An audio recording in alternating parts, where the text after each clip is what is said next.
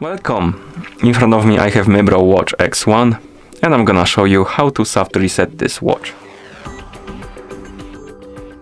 First we need to wake up the screen on our watch, and you can do it by pressing the home button.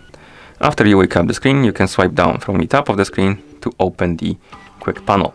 On this panel you should see a bunch of icons, and one of them should look like the settings icon, like the cogwheel. Tap on it to enter the settings. In settings, scroll down, find the option called restart, this one, and tap on it, and then tap on the check mark to confirm and reboot your device. And now let's wait until the device is done rebooting, like this. And that's how you soft reset this watch. Thank you for watching. If you found this video helpful, please consider subscribing to our channel and leaving a like on the video.